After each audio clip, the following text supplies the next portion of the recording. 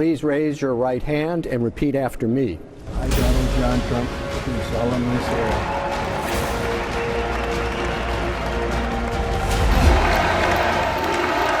I was saved by God to make America great again.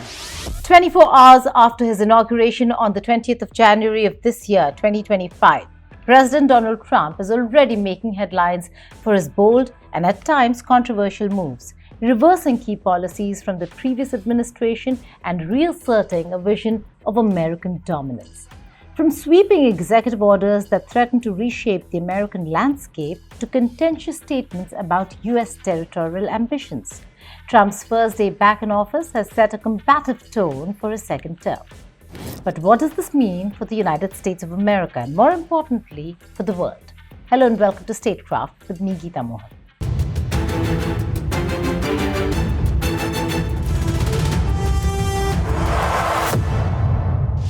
As president, Donald Trump wasted no time in asserting his power.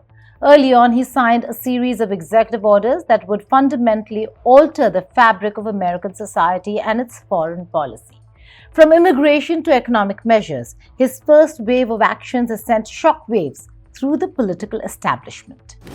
On immigration, Trump declared a national emergency at the southern border, a move that immediately reignited debates over his hardline stance on illegal immigration.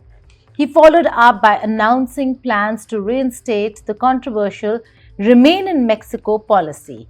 In an even bolder statement, Trump moved to eliminate birthright citizenship for children born in the United States of America to undocumented parents, a policy that could change the very definition of citizenship in America. First, I will declare a national emergency at our southern border.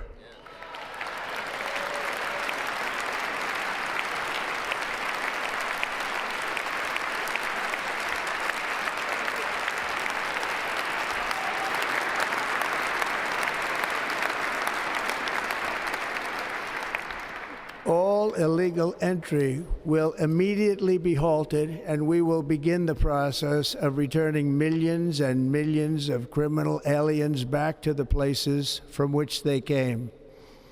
We will reinstate my Remain in Mexico policy.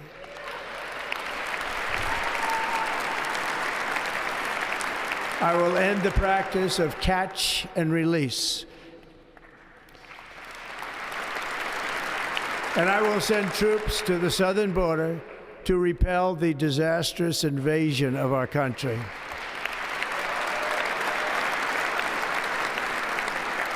Under the orders I signed today, we will also be designating the cartels as foreign terrorist organizations.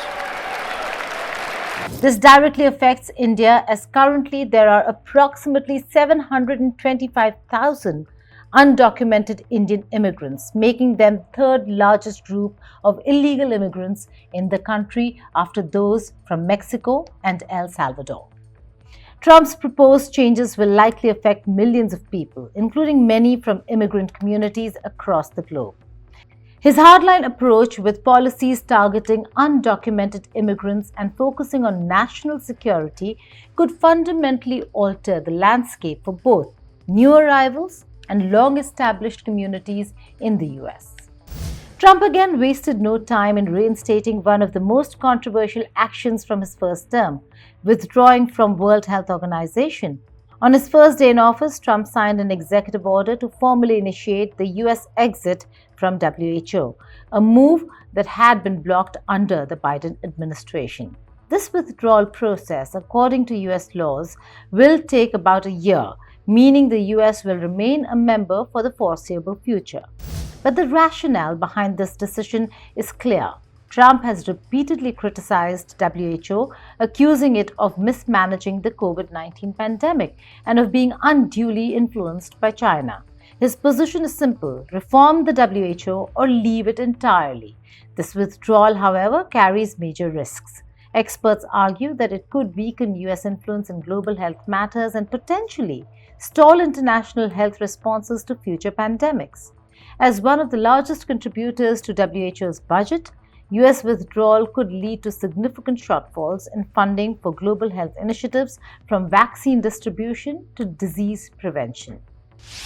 Closer to India, Trump announced that BRICS nations pursuing de-dollarization would face 100% tariffs on trade with the US, asserting this as a direct response to attempts to undermine the US dollar's dominance in global trade. He warned that even contemplating such actions could trigger severe economic repercussions. They're a BRICS nation, Spain. Okay. You know what a BRICS nation is? You'll figure it out. But and if the BRICS nations want to do that, that's okay. But we're going to put at least a 100% tariff on the business they do with the United States. You know what the BRICS is, right? You guys know. You know what I'm saying, right? You know what I'm saying. So It's not even a threat. In fact, since I made that statement, Biden said, well, they have us over a barrel. I said, no, we have them over a barrel. And there's no way they're going to be able to do that. This is an executive order relating to those countries, like Spain. As a BRICS nation, yes. They'll have 100% tariff if they so much as even think about doing what they thought. Can you explain how? And therefore they'll give it up immediately. So will China give it up. BRICS nations, including India, have been exploring ways to reduce reliance on the dollar, such as creating a new currency or using national currencies for trade among the BRICS nations. Analysts, however, suggest that Trump's tariff threats may not deter BRICS from their agenda. India, a founding BRICS member with a bilateral trade relationship with the US reaching $120 billion in the year 2024, could face substantial challenges if these tariffs are implemented. While Trump's approach underscores US economic leverage, it risks igniting trade tensions that could destabilize global market. A reminder here that while the American president is emphasizing that de-dollarization is not acceptable, India might not want the global economy to be de-dollarized because that would work to China's advantage when China is looking to dominate the world market and global supply chains. For many, this is seen as yet another example of Trump's America First approach, one that focuses on US sovereignty but raises serious concerns about global collaboration and public health. In another dramatic move on the international front, President Trump also announced the United States' intention to withdraw from the Paris Climate Agreement. This is a follow-up to his previous decision during his first term when he pulled out of the landmark agreement aimed at curbing global warming. Trump argues that the Paris deal places undue burden on the US economy, particularly by restricting energy independence and pushing the electric vehicle mandate, which he claims limits consumer choices. The US is one of the largest emitters of greenhouse gases, and stepping away from this agreement could slow efforts to reduce emissions and mitigate climate change. While this could hurt Trump's biggest supporter, Elon Musk's business, given that Tesla is all about electric vehicles, there are many other areas where Trump has been very kind to Elon Musk, and there could be a give and take in the future when it comes to electric vehicles and the mandate on electric vehicles in the United States of America. And now President Trump's focus has turned overseas, specifically at territorial ambitions that have the potential to reshape global geopolitics. Trump suggested renaming the Gulf of Mexico to the Gulf of America. A short time from now, we are going to be changing the name of the Gulf of Mexico to the Gulf of America, and we will restore the name. Adding fuel to fire, Donald Trump's recent statements regarding the Panama Canal have sparked significant controversy. During his inaugural address, Trump declared his intent for the United States to take back the canal, which was handed over to Panama in 1999 as part of a treaty signed by President Jimmy Carter. We have been treated very badly from this foolish gift that should have never been made, and Panama's promise to us has been broken.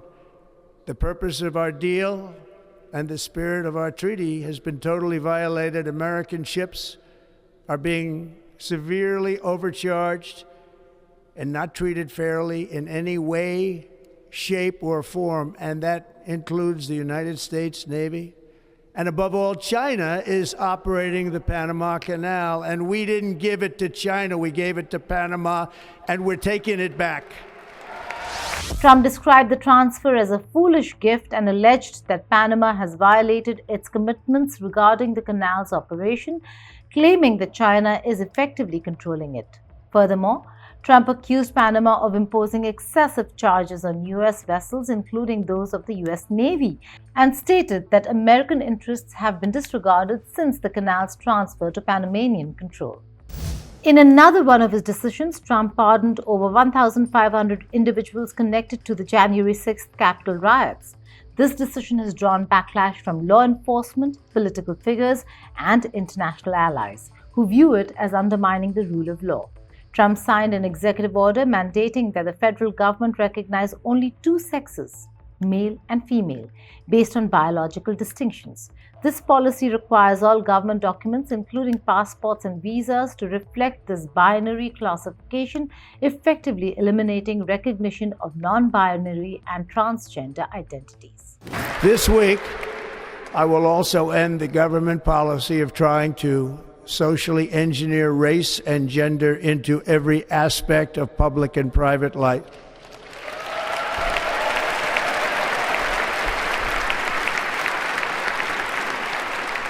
We will forge a society that is colorblind and merit-based.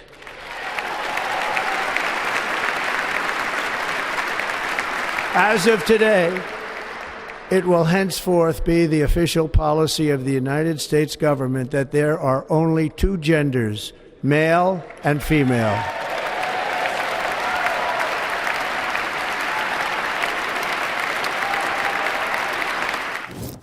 So what does all this mean for the world? Donald Trump has already said that he wants to be peacemaker. Will he really win a Nobel Prize for peace? But the question is, his policy decisions. On the one hand, we see a president eager to reverse years of diplomatic engagement, pulling the US back into a more isolationist and aggressive America. On the other hand, we see a dangerous pattern of geopolitical brinkmanship, one that could easily escalate tensions with long-standing allies and adversaries alike. From immigration crackdowns to territorial threats, Trump's actions are raising alarms worldwide. While some argue that his policies are a return to American strength, others warn of the potential for global instability. Will the world stand by as Trump asserts his vision of American greatness, or will this aggressive agenda spark a new era of international conflict? Thank you for watching Statecraft.